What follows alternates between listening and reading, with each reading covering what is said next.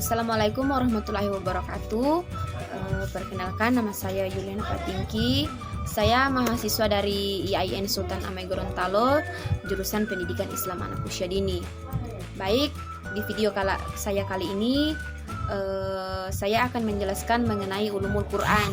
Namun pertama-tama video ini saya buat untuk memenuhi tugas yang diberikan oleh dosen saya, dosen pengampus saya, yaitu Ibu Hikmawati Sultani,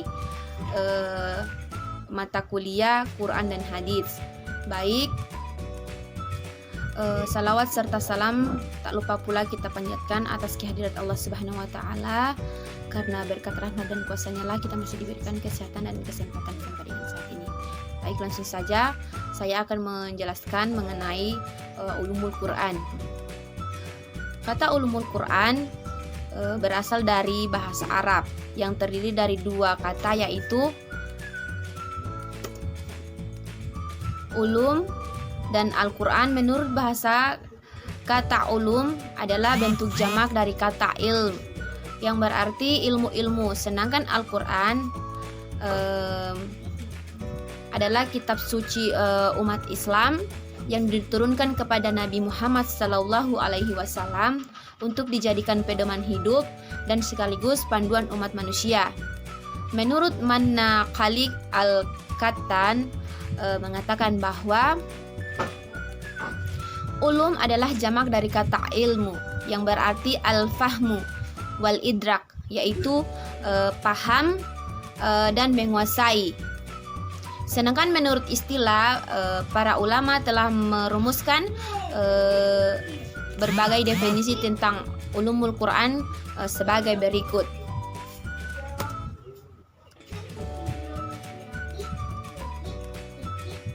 Yang pertama, Al-Zurqashi. Ulumul Quran yaitu beberapa pembahasan yang berhubungan dengan Al-Quran Al-Karim.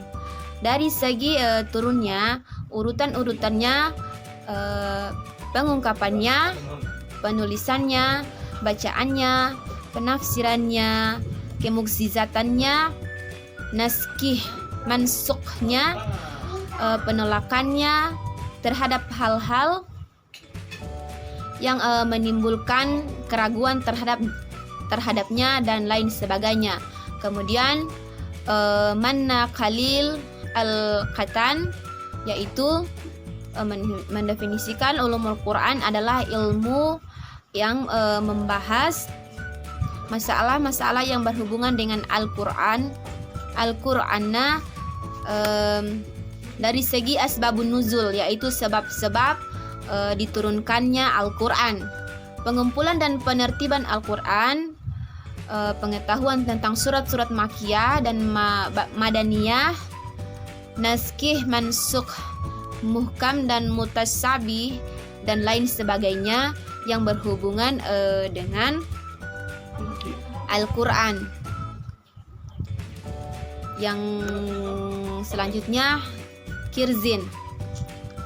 Definisi dari Kirzin, ulumul Quran adalah di dalamnya membahas seluruh permasalahan yang berhubungan dengan Al-Quran, baik dari segi penyusunannya, dari segi pengumpulannya, sistematikanya, perbedaan antara nasikh dan mansukh, pembahasan tentang ayat-ayat yang muhkam dan mutasyabih, serta pembahasan-pembahasan lain yang berhubungan dan yang ada kaitannya dengan Al-Quran itu sendiri. Dari definisi di atas dapat kita pahami bahwa ulumul Quran adalah kumpulan sejumlah ilmu-ilmu yang pada mulanya merupakan ilmu yang berdiri sendiri, yaitu kesemuaannya menjadikan Al-Quran sebagai objek kajian. Selain itu, kata ulumul Quran telah menjadi nama bagi suatu disiplin ilmu dalam kajian ilmu-ilmu keislaman. Kata yang disandarkan pada kata Al-Quran memberikan suatu pengertian bahwa ilmu ini merupakan kumpulan sejumlah ilmu yang berhubungan dengan Al-Quran, baik dari segi keberadaannya sebagai Al-Quran itu sendiri maupun dari aspek pemahamannya terhadap petunjuk yang terkandung di dalamnya. Kemudian nilai penting ulumul Quran. Yang pertama itu Al-Quran. Al-Quran adalah wahyu ilahi yang diturunkan kepada Nabi Muhammad SAW, baik dari sisi hafadz maupun mannah. Wahyu ilahi ini tertulis dalam mushaf dan dinukil secara mutawatir. Quran adalah sanad hidup dan rujukan utama dalam Islam, serta mukjizat abadi dari Allah Subhanahu wa taala yang dipersembahkan bagi manusia maupun jin. Kita ketahui bersama bahwa ulumul Quran itu mencakup pembahasan-pembahasan yang berkaitan dengan Al-Quran. Jadi dalam cabang ilmu, dari cabang ilmu ini, ilmu Quran itu sendiri terkumpul beberapa ilmu seperti ilmu asbabun nuzul,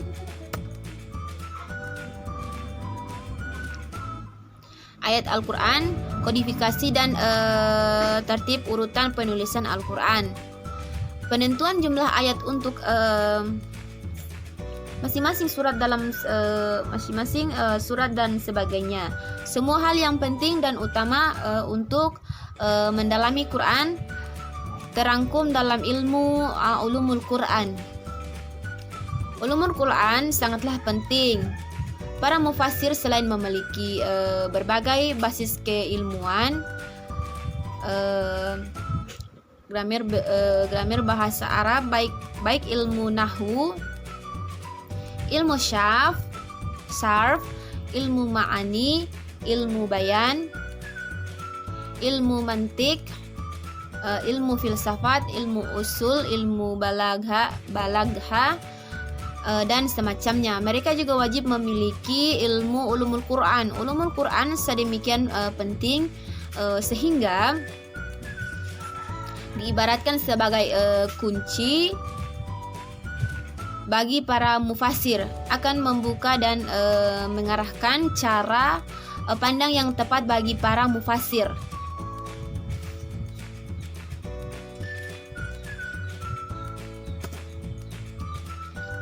Dalam memahami makna yang dimaksud Allah Subhanahu wa taala dari ayat-ayat Al-Quran, baik mahkamat maupun mutasyabihat, ayat nask maupun mansuki dan seterusnya, seperti disebut Az-Zarqani dalam mengibaratkan ilmu ulumul Quran.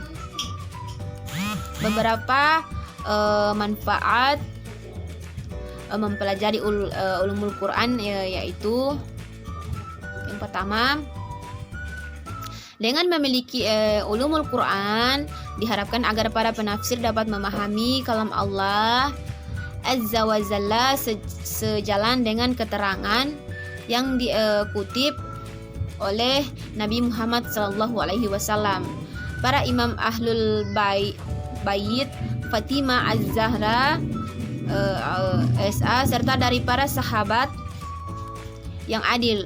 Memahami secara tepat maksud dari kalamullah dari isyarat dan penjelasannya, Nabi Muhammad SAW serta para imam penerus beliau sebagai orang yang bertanggung jawab menjaga otentitas Al-Quran,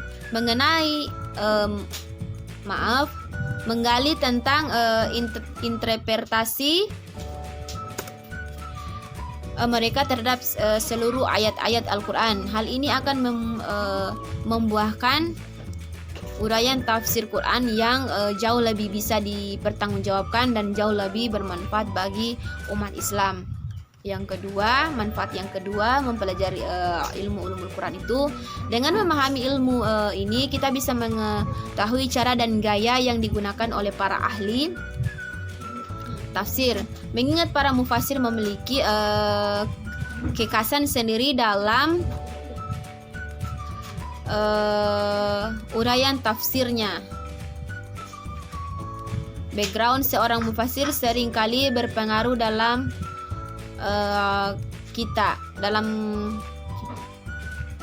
dalam kata tafsir yang mereka tulis. Dari sini kita dapat lebih mudah memahami usaha para mufasir dalam menjelaskan penjelasan dari riwayat Nabi dan maksumin terkait masing-masing ayat sesuai tema bahasa ayat.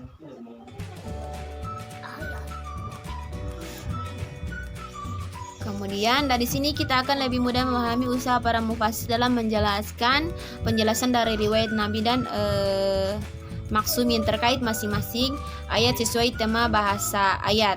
Pengenalan akan kekurangan dari kelebihan dari masing-masing mufasir, baik mufasir Sunni maupun Syi'i, sehingga bisa mendapatkan manfaat lebih banyak dari karya-karya tafsir atau bahkan karya di bidang ulumul Quran yang sudah mereka tulis.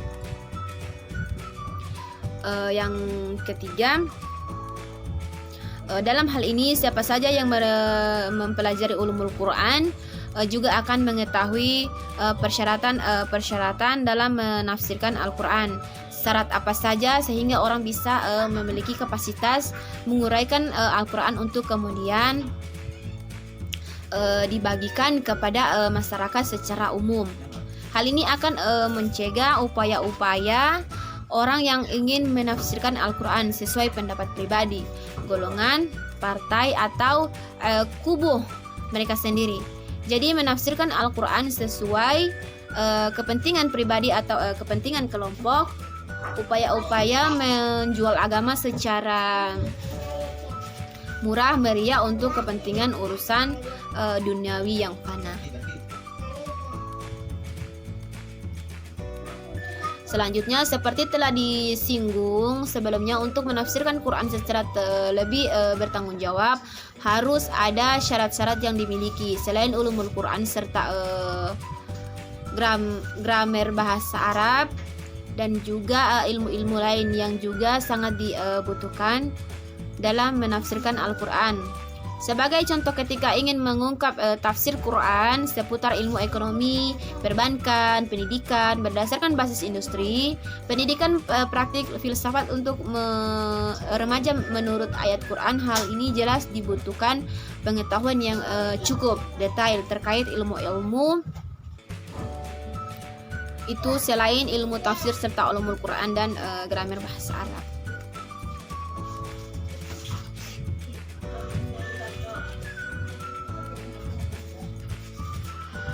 Ada juga definisi lain mengenai ulumul Quran, yaitu Al-Quran adalah kitab suci umat Islam. Segala tuntutan untuk berperilaku sudah termasuk dalam Al-Quran.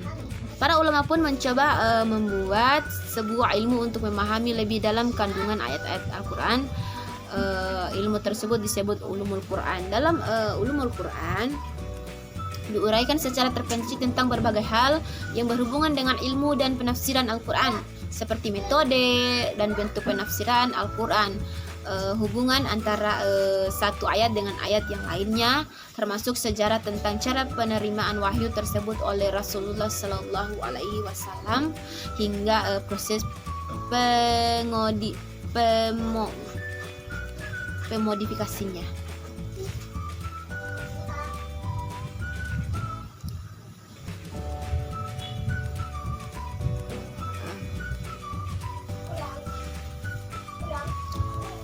Yang selanjutnya, kendati menjabarkan berbagai ilmu tentang Al-Quran, penulisan ulumul Quran tidak dilakukan pada masa yang sama ketika Al-Quran diturunkan. Al-Quran ditulis dan dikumpulkan secara resmi pada masa Khalifah Utsman bin Affan radhiyallahu anha. Sedangkan penulisan ulumul Quran itu sendiri dilakukan selepas periode tersebut. Selanjutnya, hal ini karena pada masa awal Islam, pengetahuan mengenai seluk-beluk Al-Quran dalam hal yang berkaitan dengan belum ditulis dan Kemudian hal ini karena pada masa awal Islam, pengetahuan mengenai seluk-beluk Al-Quran dan hal-hal yang berkaitan dengan belum ditulis dan disusun dalam bentuk buku, pengetahuan tersebut masih tersimpan dalam hati para sahabat Nabi Muhammad SAW. Selanjutnya, hal ini karena ketika itu para sahabat Nabi pun belum merasa perlu untuk menuliskan pengetahuan tentang Al-Quran. Hal ini disebabkan dua hal. Pertama, adanya larangan Nabi Muhammad untuk menuliskan sesuatu selain Al-Quran. Kedua, bila memang ditemukan berbagai masalah yang berkaitan dengan Al-Quran pada para sahabat cukup menanyakan hal tersebut langsung kepada Nabi. Akhirnya, selepas wafatnya Nabi Muhammad SAW, penulisan Al-Quran pun mulai dilakukan kekhalifaan Utsman bin Affan yang mulanya merintis pekerjaan ini. Pada masa tersebut, usaha penulisan Al-Quran dengan mashaf yang baik dan benar sedang dicanangkan. Karena itu, untuk mempermudah pekerjaan tersebut, disusunlah suatu ilmu yang mengatur metode penulisan mushaf Al-Quran yang disebut ilmu ar-rasm Al-Qurani atau ilmu ar-rasm Al-Utsmani. Pekerjaan tersebut pun dilanjutkan pada masa kekhalifahan Ali bin Abi Thalib radhiyallahu anha. Pada masa ini dibentuk suatu ilmu yang membahas uraian kedudukan kata dalam Al-Quran. Ilmu tersebut diberi nama ilmu i'rab Al-Quran. Sedangkan pada masa Bani Umayyah, perhatian para sahabat mulai diarahkan untuk menyebarkan ulumul Quran dengan cara perawinya atau pengajaran secara lisan. Usaha itu dipandang sebagai rintisan untuk melakukan penulisan ulumul Quran. Usaha yang dilakukan pada periode awal di dinasti Abbasiyah. Penulisan ulumul Quran yang sesungguhnya mulai dilakukan pada abad kedua Hijriah. Pada masa itu, cabang ilmu Al-Quran yang pertama mendapat perhatian para ulama adalah ilmu tafsir. Usaha ini ditandai dengan disusunnya berbagai kitab tafsir oleh para ulama pada masa tersebut. Baiklah. Demikian video penjelasan mengenai ulumul Quran. Mohon maaf jika masih banyak yang kurang atau tidak jelas penjelasan saya mengenai ulumul Quran. Saya mohon maaf. Sekiranya sampai di sini dulu tugas video saya. Wabillahi taufik wal hidayah. Wassalamualaikum warahmatullahi wabarakatuh.